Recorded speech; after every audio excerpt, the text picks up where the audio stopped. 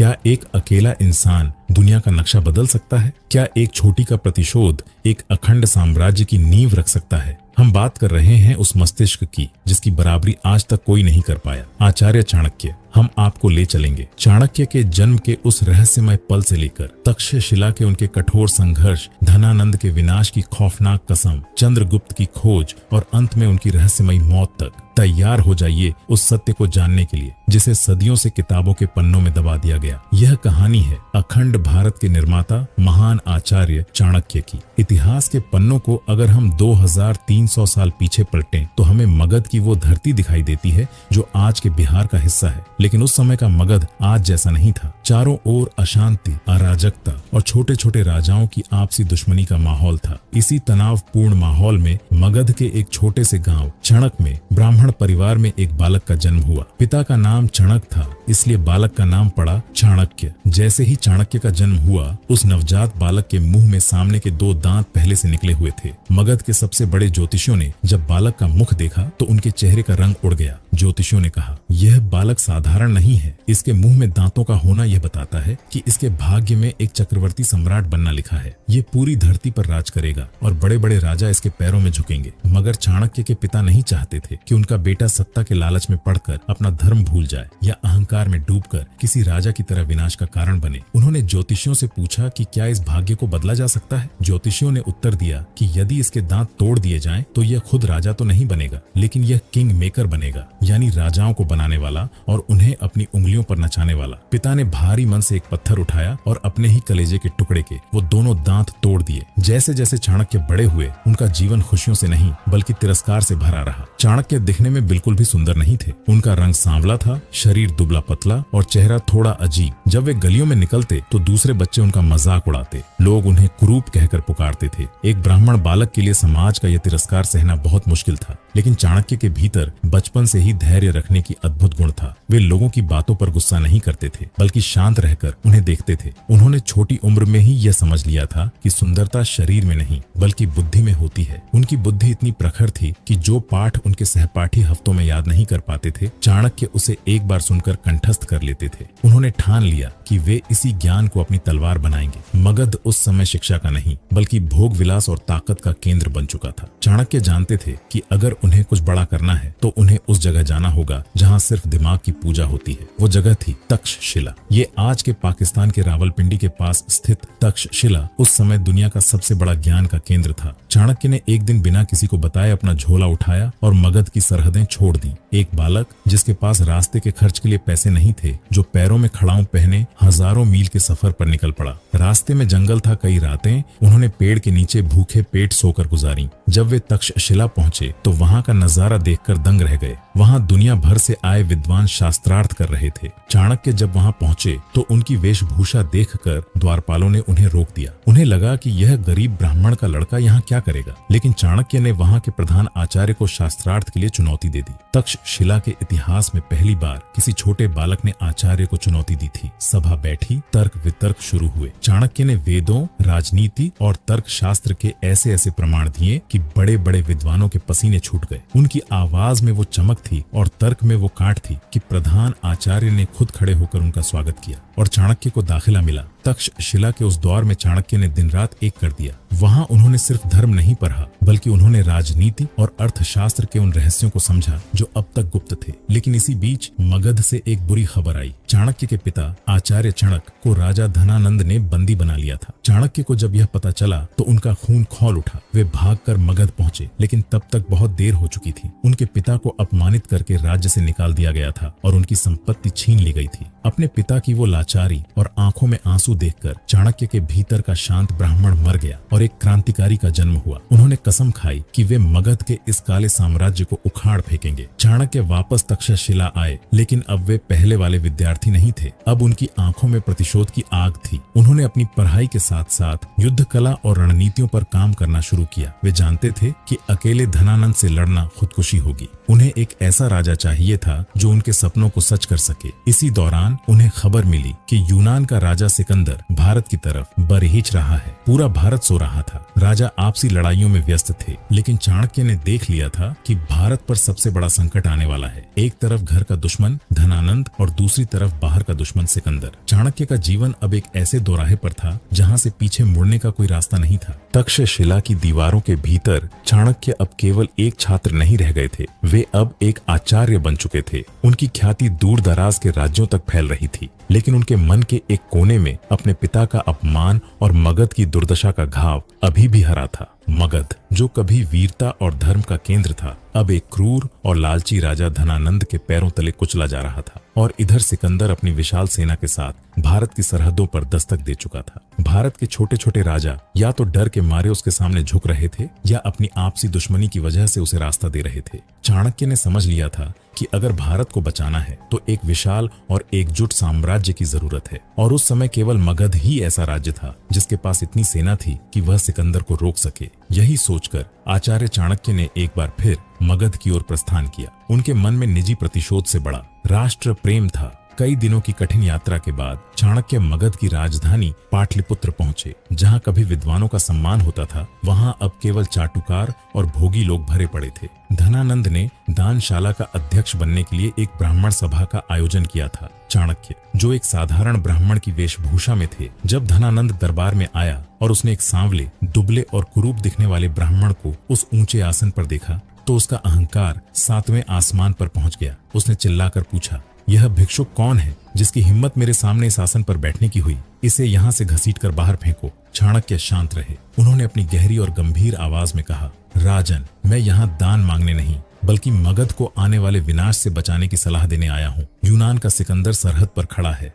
अगर मगध नहीं जागा तो हम सब गुलाम बन जाएंगे। लेकिन धनानंद, जिसे अपनी 2 लाख की सेना और हजारों हाथियों पर घमंड था, उसने अपने सैनिकों को आदेश दिया कि इस कुटिल बुद्धि वाले को लात मारकर महल से बाहर निकाल दिया जाए। सैनिकों ने चाणक्य को पकड़ा और उन्हें घसीटते हुए महल की सीढ़ियों तक ले गए। उस छीना झपट्टी में चाणक्य के सिर की छोटी, जो एक ब्राह्मण के सम्मान का प्रतीक होती है, खुल गई। चाणक्य महल की सीढ़ियों पर गिरे। उनकी आंखों में प्रचंड अग्नि थी। वह अपमान केवल एक व्यक्ति का नहीं बल्कि विद्या और शिक्षक का अपमान था। चाणक्य खड़े हुए, अपनी खुली हुई शिखा को हाथ में लिया और धनानंद की आंखों में आंखें डालकर गर्जना की। धनानंद, तूने एक शिक्षक की बुद्धि को चुनौती दी है। तूने उस शिखा को छुआ है जो साम्राज्य बनाती भी है और उजाड़ती भी है। सुन, आज से यह चाणक्य अपनी शिखा तब तक नहीं बांधेगा जब तक तेरे इस घमंडी वंश का समूल विनाश न कर दे। मैं तेरे सिंहासन को जलाकर राख कर दूंगा और इस मगध की मिट्टी पर एक धर्मपरायण राजा को बिठाऊंगा। यह कोई साधारण धमकी नहीं थी, यह इतिहास का सबसे बड़ा डेथ वारंट था जो एक निहत्थे ब्राह्मण ने दुनिया के सबसे अमीर राजा को दिया था। चाणक्य उसी क्षण पाटलिपुत्र की सीमा से बाहर निकल गए। अब चाणक्य के पास एक लक्ष्य था, विनाश। लेकिन कैसे? उनके पास न सेना थी न धन। धनानंद के पास लाखों सैनिक थे। चाणक्य ने जंगल का रास्ता चुना। वे जानते थे कि महल के भीतर से नहीं बल्कि जमीन से जुड़कर ही धनानंद को गिराया जा सकता है। जंगल में भटकते हुए एक दिन चाणक्य की नजर कुछ बच्चों पर पड़ी। वे बच्चे राजकीलम नाम का खेल खेल रहे थे। एक छोटा सा बालक पत्थर के एक ऊंचे टीले पर बैठा था जो राजा बना हुआ था। बाकी बच्चे उसकी प्रजा और सैनिक थे। चाणक्य ने छिपकर उस बालक को देखा। वह बालक जिस अधिकार और न्याय के साथ बच्चों के झगड़े सुलझा रहा था, उसकी आवाज में जो खनक थी और उसकी आंखों में जो निडरता थी, उसने चाणक्य को रुकने पर मजबूर कर दिया। तभी कुछ शिकारी वहां आए और बच्चों को डराने लगे, लेकिन वह छोटा सा राजा डरा नहीं।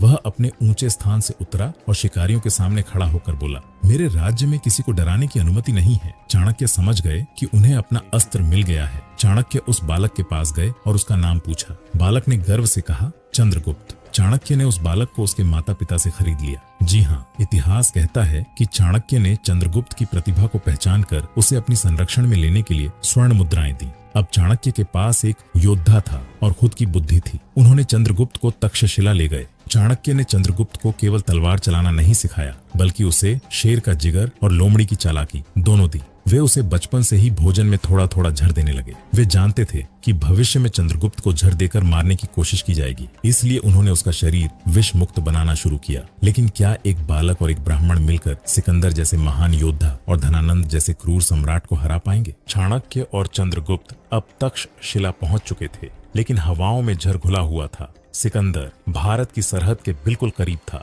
तक्षशिला के राजा आम्भी ने डर के मारे सिकंदर के सामने घुटने टेक दिए थे। चाणक्य जानते थे कि अगर सिकंदर व्यास नदी को पार कर गया तो मगध की गद्दी तक उसे कोई नहीं रोक पाएगा। धनानंद मदिरा और नाच गाने में डूबा हुआ था। ऐसे में भारत को बचाने की पूरी जिम्मेदारी एक शिक्षक के कंधों पर आ गई थी। लेकिन चाणक्य के पास न तो सेना थी और न ही संसाधन। उनके पास थी तो सिर्फ कौटिल्य बुद्धि। यहीं से शुरू हुआ चाणक्य का वह मनोवैज्ञानिक युद्ध। चाणक्य ने चंद्रगुप्त और अपने कुछ वफादार शिष्यों को सिकंदर की सेना में जासूस बनाकर भेज दिया। उनका लक्ष्य था सिकंदर के सैनिकों के मन में मौत का खौफ और दैवीय प्रकोप का डर पैदा करना। उन्होंने अपने जासूसों के जरिए सेना में यह अफवाह फैलानी शुरू की कि भारत देवताओं की भूमि है। यहाँ के पवित्र जल और हवा में विदेशी सैनिकों के लिए झर है। जो भी व्यास नदी को पार करेगा उस पर भारत के देवताओं का कहर टूटेगा और वह तड़प तड़प कर मरेगा। लेकिन सिर्फ अफवाह से काम नहीं चलने वाला था। चाणक्य ने प्रयोग करना शुरू किया। उन्होंने यूनानी सेना के खाने और पीने के पानी के स्रोतों में बहुत ही धीमा मात्रा में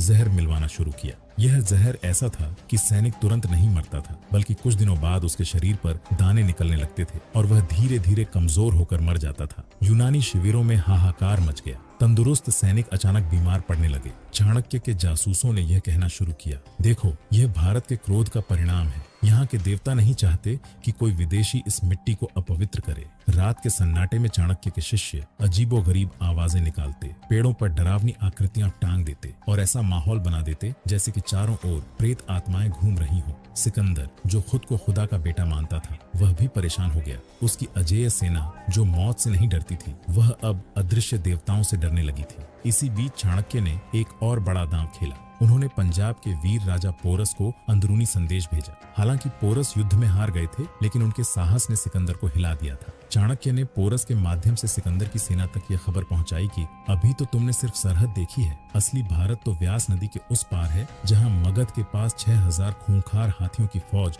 और लाखों सैनिक तुम्हारा इंतजार कर रहे हैं। खौफ का यह जाल इतना गहरा बुना गया कि सिकंदर के सबसे वफादार सेनापतियों ने आगे बढ़ने से मना कर दिया। इतिहास कहता है कि सिकंदर ने अपने सैनिकों को बहुत समझाया, उन्हें दुनिया भर की दौलत का लालच दिया, लेकिन सैनिकों ने साफ कह दिया, हम अपनों के पास वापस जाना चाहते हैं। हम भारत के देवताओं और इन राक्षसी हाथियों के हाथों नहीं मरना चाहते। सिकंदर महान, जिसे कोई तलवार नहीं हरा सकी, वह एक ब्राह्मण की कलम और कूटनीति से हार गया। 326 ईसा पूर्व में सिकंदर को भारी मन से वापस लौटने का फैसला लेना पड़ा। भारत की सरहद से एक बहुत बड़ा खतरा टल चुका था और यह जीत बिना एक भी तीर चलाए चाणक्य ने हासिल की थी। सिकंदर के लौटते ही चाणक्य ने अपना पूरा ध्यान चंद्रगुप्त की ट्रेनिंग पर लगा दिया। उन्होंने उसे गुरिल्ला वॉरफेयर सिखाया। लेकिन यहाँ चाणक्य ने एक बहुत बड़ी गलती की जिसका उन्हें अंदाजा नहीं था। चाणक्य और चंद्रगुप्त ने जल्दबाजी में एक छोटी सी सेना बनाई और सीधे मगध की राजधानी पाटलिपुत्र पर हमला बोल दिया। उन्हें लगा कि धनानंद की जनता विद्रोह कर देगी और वे जीत जाएंगे, लेकिन परिणाम भयानक रहा। धनानंद की विशाल सेना ने उन्हें गाजर मूली की तरह काट दिया। चंद्रगुप्त और चाणक्य को अपनी जान बचाकर जंगलों में भागना पड़ा। वे हार चुके थे और भूखे प्यासे एक गांव के बाहर छिपे हुए थे। तभी उन्होंने देखा कि एक बूढ़ी औरत अपने बच्चे को गर्म खिचड़ी खाने पर डांट रही थी। बच्चा थाली के बीच में हाथ डाल रहा था और उसका हाथ जल रहा था। उस औरत ने कहा, मूर्ख, तू भी चाणक्य जैसी गलती कर रहा है। गरम खिचड़ी को बीच से खाएगा तो हाथ जलेगा ही। किनारे किनारे से खा, जहाँ खिचड़ी ठंडी है। चाणक्य के कान खड़े हो गए। उन्हें अपनी गलती का एहसास हुआ। उन्होंने सीधा मगध के केंद्र पर हमला करके गलती की थी। इसी बीच चाणक्य को एक ऐसी गुप्त शक्ति के बारे में पता चला जो धनानंद के महल के अंदर ही पली बढ़ी थी, विषकन्याएं। चाणक्य की एक ऐसी गुप्त खोज थी जिसका जिक्र अर्थशास्त्र में भी मिलता है। चाणक्य ने अनाथ और बेहद खूबसूरत कन्याओं को चुनकर उन्हें बचपन से ही बहुत ही धीमी मात्रा में झर देना शुरू किया। सालों तक झर पीते पीते इन लड़कियों का शरीर खुद एक जीवित झर बन जाता था। कहा जाता है कि इन कन्याओं का केवल एक चुंबन या उनके शरीर का पसीना भी सामने वाले की मौत का कारण बन सकता था। चाणक्य ने इन विषकन्याओं को धनानंद के मित्र राजाओं और उसके सेनापतियों के पास जासूस बनाकर भेजा। सुंदरता के जाल में फंसकर दुश्मन के सेनापति मौत की नींद सोने लगे। महल के भीतर सन्नाटा पसरने लगा था। चाणक्य और चंद्रगुप्त अब मगध की सरहदों से दूर विंध्याचल के जंगलों में छिपकर अपनी नई शक्ति बनाने लगे। उन्होंने उन लोगों को इकट्ठा किया जिन्हें धनानंद ने अपमानित किया था, वे राजा जिनकी जमीनें छीनी गई थीं, और वे कबीले जो टैक्स के बोझ तले दबे थे। देखते ही देखते चाणक्य ने लुटेरों, शिकारियों और बागियों की एक ऐसी सेना तैयार कर ली जो मरने मारने के लिए तैयार थी। परंतु चाणक्य जानते थे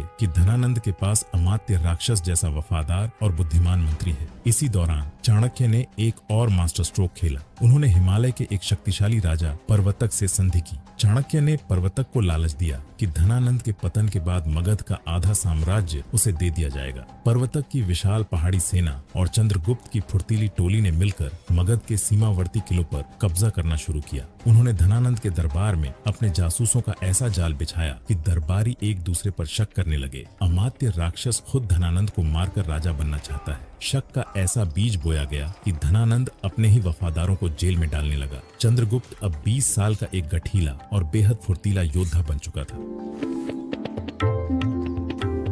चाणक्य उसे रोजाना आधी रात को जगाकर युद्ध का अभ्यास करवाते थे। उन्होंने चंद्रगुप्त को सिखाया था कि युद्ध में धर्म और अधर्म कुछ नहीं होता, केवल विजय सत्य होती है। चंद्रगुप्त की सेना ने मगध के गांवों में घुसकर धनानंद के खजानों को लूटना शुरू किया। धनानंद को जब पता चला कि वह कुरूप ब्राह्मण अभी भी जिंदा है और उसने एक बड़ी सेना बना ली है, तो उसने अपने सबसे खूंखार सेनापति भद्दसाल को आदेश दिया कि वह चाणक्य और चंद्रगुप्त का सिर काट कर लाए। विंध्याचल की पहाड़ियों के पास दोनों सेनाओं का सामना हुआ। यह युद्ध चंद्रगुप्त के लिए अपनी काबिलियत साबित करने का सबसे बड़ा मौका था। धनानंद की सेना को लग रहा था कि वे इन बागियों को मिनटों में कुचल देंगे, लेकिन उन्हें नहीं पता था कि चाणक्य ने उस पहाड़ी रास्ते पर पहले से ही गड्ढे खोदकर उनमें जहरीले कांटे बिछा दिए थे। जैसे ही धनानंद के हाथी आगे बढ़े, वे उन गड्ढों में गिरकर तड़पने लगे। हाथियों की चीख ने सेना में भगदड़ मचा दी। तभी पहाड़ियों के ऊपर से चंद्रगुप्त और उसकी सेना ने पत्थरों और जलते हुए तीरों की बौछार कर दी। यह गुरिल्ला युद्ध था। धनानंद की पारंपरिक सेना इस अचानक हमले के लिए तैयार नहीं थी। उस दिन मैदान ए जंग में चंद्रगुप्त की तलवार ने बिजली की तरह काम किया। उसने भद्दसाल के कई प्रमुख सेनापतियों को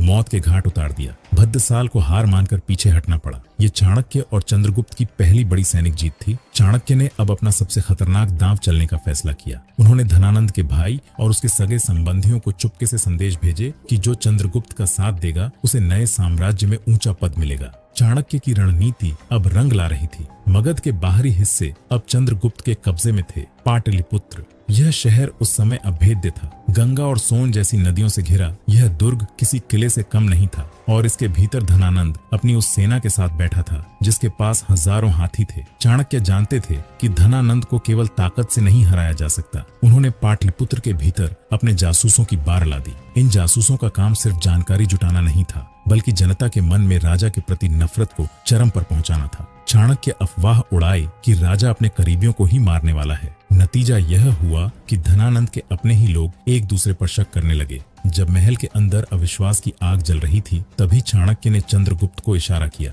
हजारों सैनिकों के साथ चंद्रगुप्त ने पाटलिपुत्र के द्वार पर दस्तक दी। लेकिन यह युद्ध कोई साधारण युद्ध नहीं था। चाणक्य ने आदेश दिया था कि सीधे मुख्य द्वार पर हमला मत करना। महीनों तक पाटलिपुत्र को चारों तरफ से घेर कर रखा गया। जब शहर के अंदर अनाज खत्म होने लगा और जनता त्राही त्राही करने लगी, तब धनानंद का अहंकार टूटना शुरू हुआ। एक रात चाणक्य के गुप्तचरों ने शहर का एक छोटा दरवाजा अंदर से खोल दिया। चंद्रगुप्त की सेना आंधी की तरह पाटलिपुत्र में दाखिल हुई। सड़कों पर खून की नदियां बहने लगीं।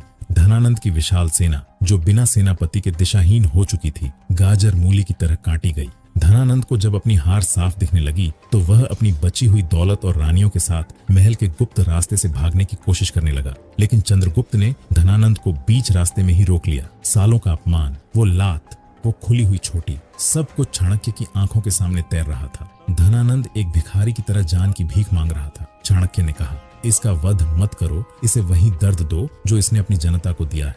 ऐतिहासिक ग्रंथों के अनुसार धनानंद को अपमानित करके राज्य से बाहर निकाल दिया गया। कुछ ग्रंथ कहते हैं कि उसे मार दिया गया था। चाणक्य ने अपनी खुली हुई छोटी को धनानंद के सिंहासन के सामने खड़ी दीदा होकर बांधा और गर्जना की, आज मेरा प्रण पूरा हुआ। चंद्रगुप्त सिंहासन पर बैठ गया, लेकिन चाणक्य अभी भी अपनी विजय का उत्सव नहीं मना रहे थे। वे जानते थे कि जब तक धनानंद का सबसे वफादार और काबिल मंत्री अमात्य राक्षस स्वतंत्र है। एक रात राक्षस ने चंद्रगुप्त के बिस्तर के नीचे गुप्त सुरंग से हथियारों को भेजा, लेकिन चाणक्य की पारखी नजरों ने देख लिया कि कि दुश्मन जमीन के अंदर से जा रही हैं। चाणक्य ने बिना शोर मचाए उस पूरे हिस्से में आग लगवा दी और हत्यारे अंदर ही जलकर राख हो गए। लेकिन चाणक्य राक्षस को मारना नहीं चाहते थे। वे जानते थे कि राक्षस एक कट्टर देशभक्त है, वह बुरा इंसान नहीं बल्कि एक गलत राजा का वफादार नौकर था। एक दिन चाणक्य उसके सामने आए। चाणक्य ने तलवार नहीं उठाई बल्कि अपनी अंगूठी राक्षस की ओर बढ़ा दी और कहा, राक्षस, तुम मगध से प्यार करते हो और मैं भी। अब मगध को तुम्हारी बुद्धि की जरूरत है। या तो इस हार को स्वीकार करो और चंद्रगुप्त के प्रधानमंत्री बनो, या फिर अपनी देशभक्ति को धूल में मिल जाने दो।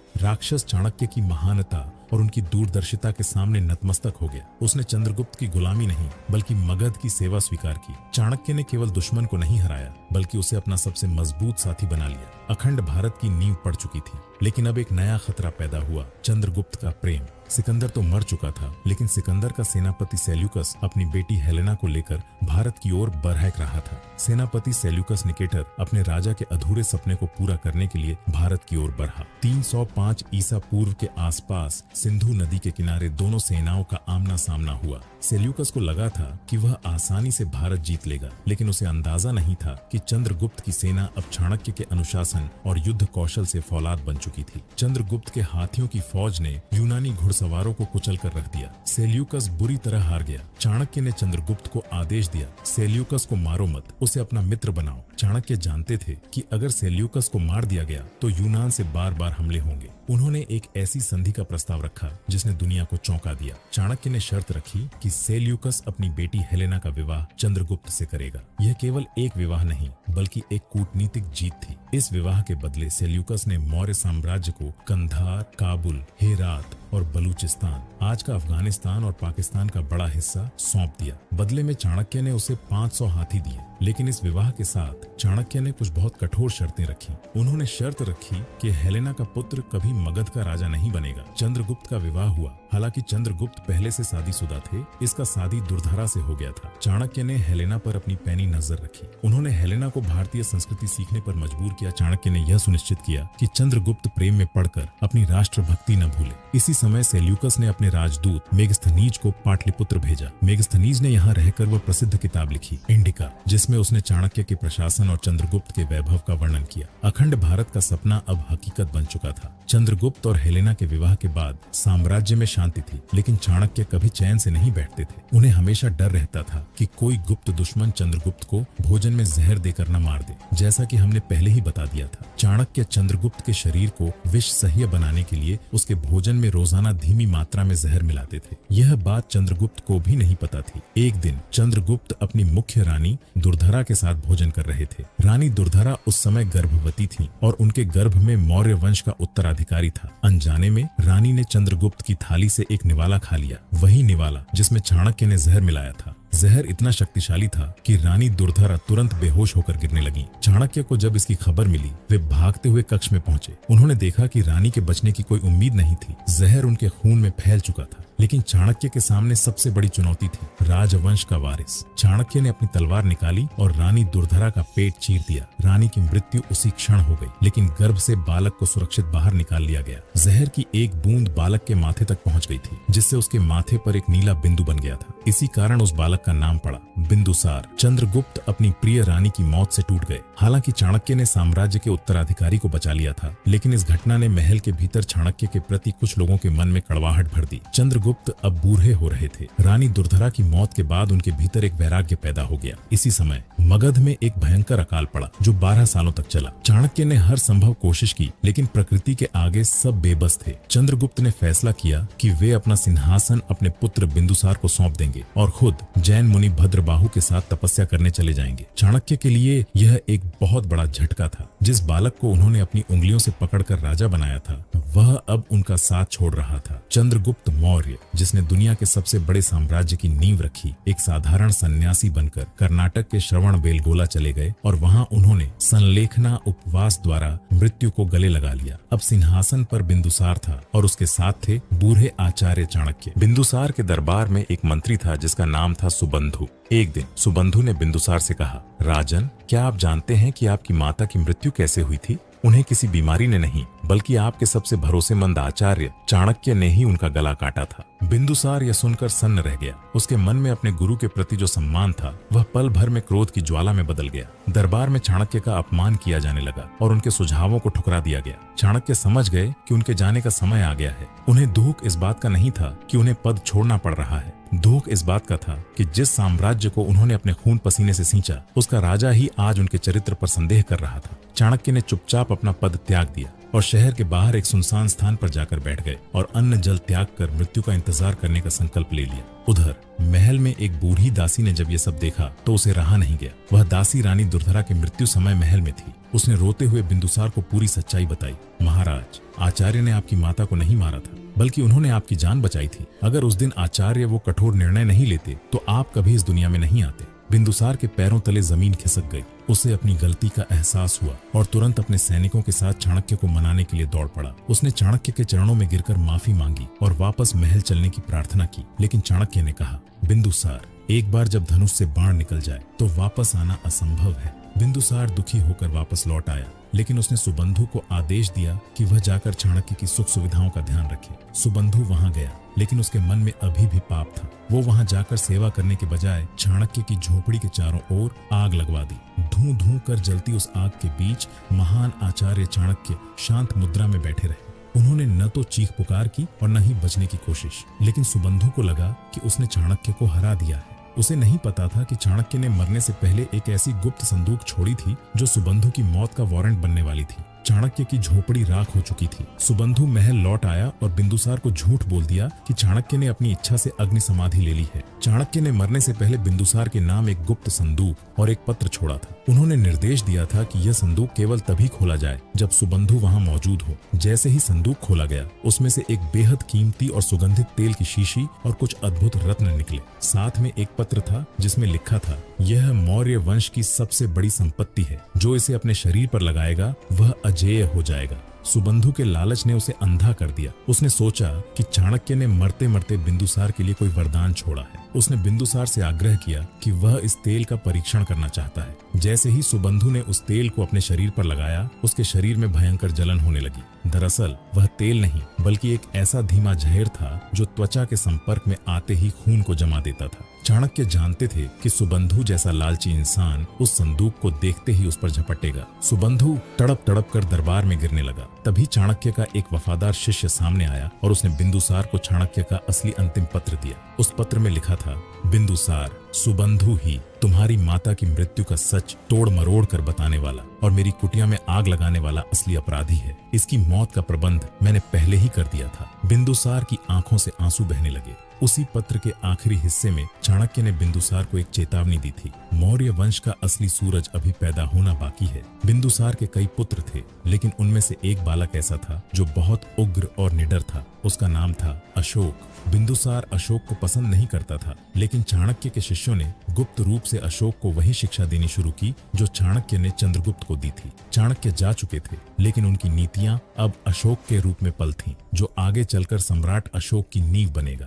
आचार्य चाणक्य का शरीर राख हो गया, लेकिन वे आज भी जीवित हैं। चाणक्य ने अपने पूरे जीवन का निचोड़ 2 महान ग्रंथों में समेट दिया था, अर्थशास्त्र और चाणक्य नीति। उन्होंने सिखाया कि शत्रु को केवल तलवार से नहीं, बल्कि उसकी बुद्धि को भ्रमित करके भी हराया जा सकता है। आज 2300 साल बाद भी, चाहे दुनिया की बड़ी बड़ी कॉरपोरेट कंपनियां हों या देशों की खुफिया एजेंसियां, वे सब चाणक्य मॉडल का अध्ययन करती हैं। जब भी भारत की अखंडता की बात आती है तो चाणक्य का चेहरा सामने आता है। उन्होंने एक बिखरे हुए भारत को एक सूत्र में पिरोया और दुनिया को बताया कि एक अकेला इंसान अगर ठान ले तो वह इतिहास की दिशा बदल सकता है। उनका प्रतिशोध पूरा हो चुका था। भारत को एक महान सम्राट मिल चुका था। उनकी कहानी हमें सिखाती है कि आपका रूप, आपकी गरीबी या आपका अतीत यह तय नहीं करता कि आप कहां पहुंचेंगे। यह आपकी बुद्धि और आपका निश्चय तय करता है। इतिहास का वह सांवला और कुरूप ब्राह्मण आज भारत का गौरव है। चाणक्य मरकर भी अमर हैं, क्योंकि उनका विचार कभी नहीं मर सकता। दोस्तों, ऐसे डॉक्यूमेंट्री वीडियो को बनाने में हमें बहुत समय और मेहनत लगता है। हमारे लिए आपकी एक सब्सक्राइब भी बहुत मायने रखता है, जो कि आपके लिए वो सब्सक्राइब बटन बिल्कुल फ्री है। तो दोस्तों, चैनल को सब्सक्राइब कर लीजिए। अगर आपको महान चाणक्य के जीवन की यह गाथा पसंद आई तो इसे शेयर करें और हमारे गौरवशाली इतिहास से जुड़ने के लिए हमसे जुड़े रहें। जय हिंद, जय भारत।